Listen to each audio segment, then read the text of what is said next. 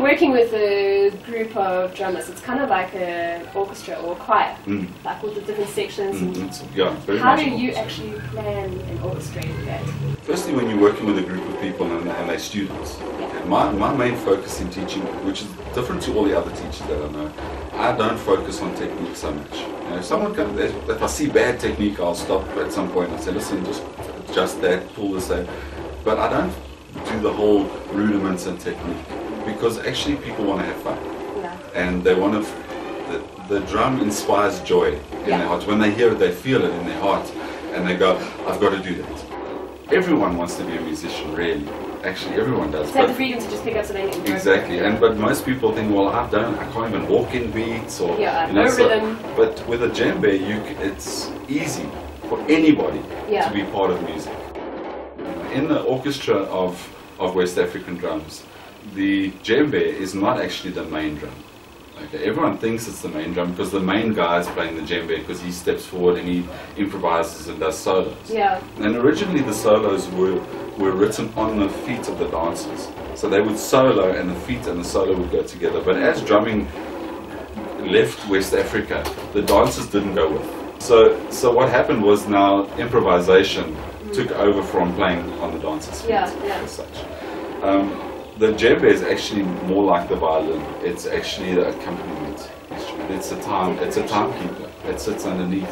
You know, it's not supposed to be. It's supposed to just be sitting underneath. And the bass drums are the music, because you've got 3 notes, and so that becomes melody and rhythm, melody.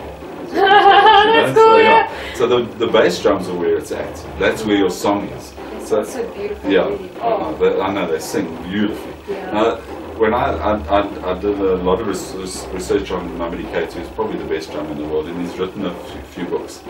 And I went through all of the patterns, and I mean, there's very few djembe patterns actually. There's way more bass patterns than there are djembe patterns. Oh wow! Because the bass is the music.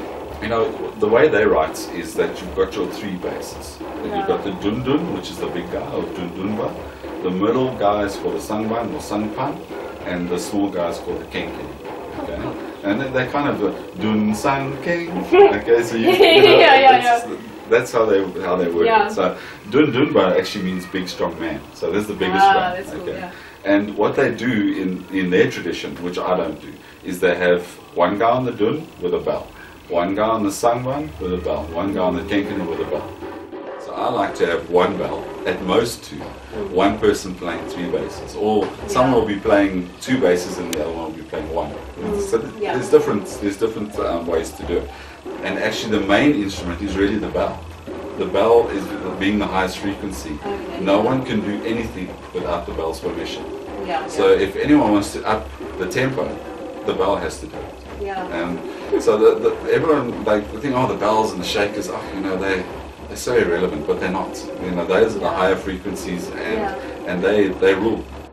Why is drumming good for the soul? I think firstly it's ancient.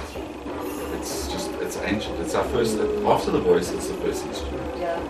And the drums were the simple drums. The hoop of wood with the skin stretched over, and maybe the skin is pulled together with some lashing, with some animal skin, and then you're playing. And those shaman drums are, I mean, if you're in the presence of a shaman drum being played, you feel it.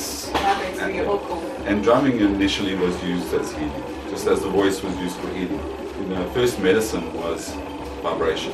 So if I take a group of people and we play one djembe rhythm together, we won't add the bass or anything, because the bass adds another dimension, but just play one djembe rhythm for 15 minutes. When we start, everyone's brainwaves are doing different things. By 15-20 minutes time, all brainwaves are doing the same thing. That's why drums are so powerful in ceremony, and even in going to battle, because you get people onto the same wavelength, and that's what it creates community, it creates tribe, it makes a stronger tribe, etc., etc. So that's where it's really powerful. So, but the present moment is the healthiest place you can be, and that's why drumming is so powerful. Do you think that different types of rhythms create a different energy? Yes.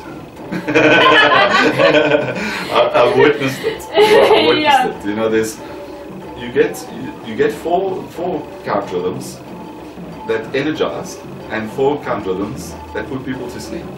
Yeah. You know, there's a rhythm that I teach. We call it Carter.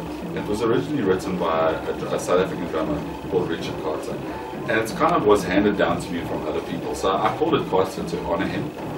But it might be different to the one he wrote originally, because that's what happens with rhythms. Yeah. But Carter is one of those rhythms that everyone loves. But they don't understand how sleepy it makes you. Because it's like a doom, dek, doom, dek, doom, dek, doom, dek, doom, dek, dek, doom, dek. That tempo. I would not think it would make it sleepy. You play that tempo, and after you've played for 5 minutes, you just see everyone going. They get glazed, their eyes glaze over. So then generally I'll change to something like a ticketing. So we can bring them all back out. Right, exactly. So in the 4s you can find that. Generally if you're playing triples, any kinds of triples, you will, it's the trance rhythm really. It puts you into a trance quite quickly. If you just go then when you play 5s and 7s, it's sleepy time. Immediately sleepy time. I would have thought, because I mean the 5s and 7s are the uneven ones, you have to pay more attention to, you know? They knock you. So if I'm ever teaching a 5 or a 7, I do it at the beginning of the class. Because if I do it at the end of the class, people literally bump into stuff when they're coming out of the park. Oh, wow. They zone out completely. And you'll see it. I'll play and everyone gets pale. They get this pale and they get glassy eyed, and immediately they start yawning. Oh my gosh. It's like, then I stop and let's take a break. Yeah. So people, it's like all and just curl up in a ball. That's what makes you go into that space. That's very cool.